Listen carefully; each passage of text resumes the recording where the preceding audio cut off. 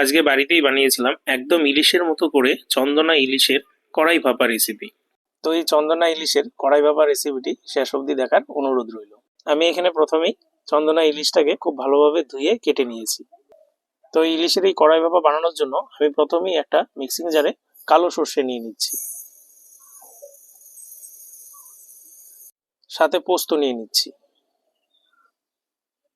এবারে আমি এটাকে প্রথমে এভাবে শুকনোভাবেই গুঁড়ো করে নেব।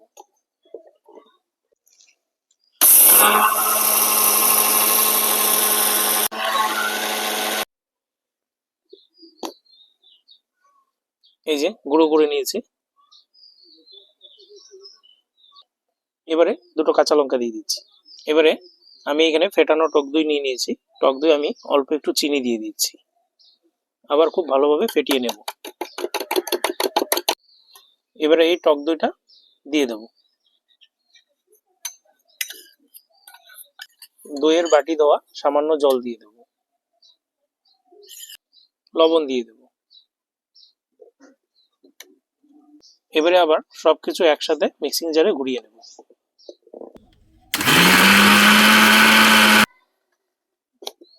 এই যে পেস্ট হয়ে গেছে।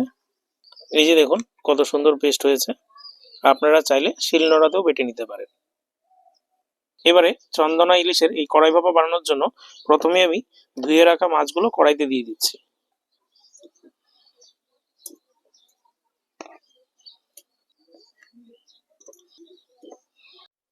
এবারে পেস্ট করে রাখা সর্ষে পোস্ত দিয়ে দিচ্ছি।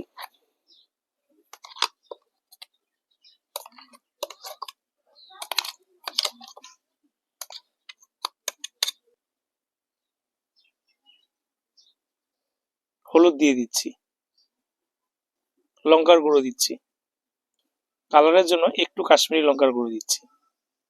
এবারে আবার লবণ দিয়ে দিচ্ছি। লবণ এখানে একটু পরিমাপ মতো দেবেন, কারণ আমি তো আগে যখন পেস্ট করি তখনও লবণ দিয়েছিলাম, তাই এখানে একটু কম দিয়েছি।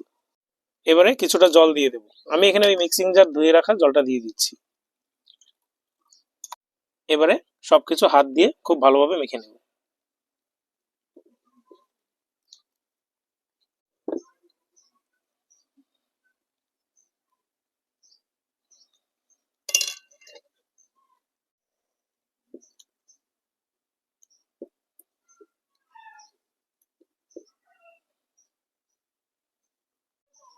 এখানে মাছগুলো খুব ভালোভাবে মেখে নিয়েছি।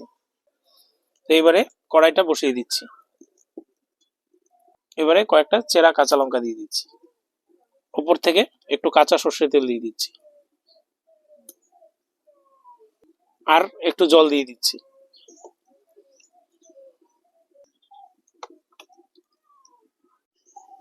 এবারে ঢেকে দিলাম। 5 মিনিট ঢেকে দিয়েছিলাম। এবারে ঢাকনা তুলে নিচ্ছি। এবারে মাছগুলো একটু উল্টে পাল্টে নেড়ে নেব। খুব সাবধানে নাড়তে হবে, কারণ এই মাছ একটু নরম হয়, ভেঙে যেতে পারে। এবারে আবার ঢেকে দিচ্ছি।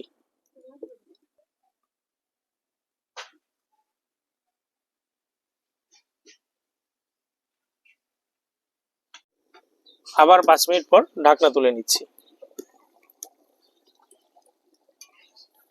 এবারে আবার একটু নেড়ে নেব।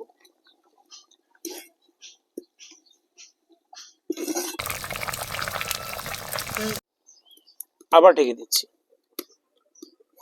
5 মিনিট পর ঢাকনা তুলে নিচ্ছি। এই যে দেখুন আমাদের চন্দনা ইলিশের কড়াই ভাপা একদম রেডি। কালারটাও দেখুন কি সুন্দর এসছে। মাছটাও খুব ভালোভাবে সেদ্ধ হয়ে গেছে। এবারে নামিয়ে নিচ্ছি। এবারে গরম গরম চন্দনা ইলিশের কড়াই ভাপা সার্ভ করে নিচ্ছি। তো এখানে চন্দনা ইলিশের কড়াই ভাপা আমি সার্ভ করে নিয়েছি। এবারে ওপর থেকে শুধু একটু খাঁটি সর্ষের তেল দিয়ে দেবো।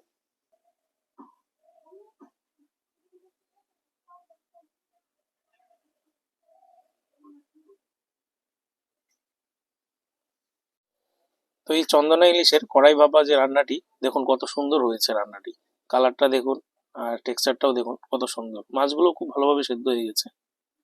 তো দুপুরে লাঞ্চে শীতের বেলায় গরম ভাতের সাথে যদি এই চন্দনা ইলিশের কড়াই ভাপা হয়, তাহলে কিন্তু আর কিছু লাগবে না।